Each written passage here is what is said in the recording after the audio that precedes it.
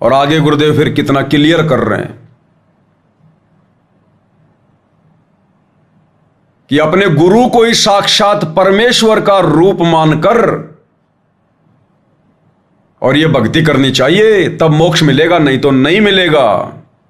गुरुर ब्रह्मा गुरुर विष्णु, ये शास्त्रों में लिखा हुआ है। तो उससे गुरु को ही परमात्मा का साक्षात रूप समझकर जो भगवान भक्ति करता है वो उसका मुक्ति होगी।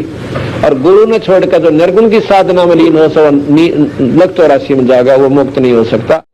गुरु को ही परमात्मा का साक्षात रूप समझकर, अभी पुराना सत्संग है भाइयों और बहनों, अध्यात्म की जड़ है। जो भी कहना था गुरुदेव ने कह दिया शुरू में, उस समय की आत्माएं नहीं समझ पाई। गुरु को ही परमात्मा का साक्षात रूप मानकर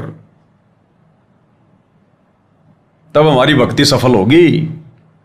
दोबारा सुन लो, गुरुर ब्रह्मा गुरुर विष्णु, ये शास्त्रों में लिखा हुआ है। तो उससे गुरु को ही परमात्मा का साक्षात रूप समझकर जो भगवान भक्ति करता है वो उसका मुक्ति होगी। और गुरु ने छोड़कर जो निर्गुण की साधना में लीन हो सो लग 84 में जाएगा, वो मुक्त नहीं हो सकता। गुरु को ही साक्षात परमात्मा का रूप मानकर जो भगत जन भक्ति करते हैं उन्हीं की मुक्ति होगी। अब हाथ कंगन को आरसी क्या, पढ़े लिखे को फारसी क्या, और क्या सुनना चाहोगे भाई और बहनों। गुरु को ही परमात्मा का साक्षात रूप मानकर कि ये मेरा गुरु कोई मानुष नहीं है, कोई जीव नहीं है, कोई मां के गर्भ से जेर में लिपट के नहीं आया, जन्म लेके नहीं आया, साक्षात कबीर भगवान है। जब ये मानकर भक्ति करेंगे तो गुरुदेव कहते हैं वही आत्माएं मोक्ष प्राप्त करेंगी। और इसीलिए तो दास भाई और बहनों बार बार कहता है कि गुरु को परमात्मा मानकर भक्ति करने की प्रोसीजर पूरी संगत में कहां है?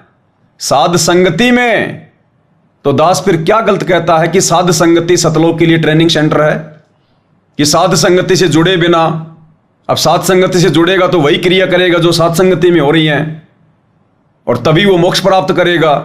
और साध संगति की सबसे पहले क्रिया है अपने गुरु को ही परमात्मा मानकर भक्ति करना। तो बताओ ये ट्रेनिंग सेंटर नहीं है क्या? तो दास जो कहता फिर वो गलत कहता है क्या कि साध संगति से जुड़े बिना लाख वर्ष भी मोक्ष नहीं हो सकता। मोक्ष होगा कलयुग की बिजली पीढ़ी में, इसी समय में। और इस समय गुरुदेव साध संगतियां शुरू करवाते हैं और उस साध संगति से जुड़े बिना हम गुरु को परमात्मा नहीं मान सकते और गुरु को परमात्मा मानकर पूजा किए बिना हम मोक्ष प्राप्त नहीं कर सकते। तो अंतिम ऑप्शन साध संगति ही है सतलोक के लिए।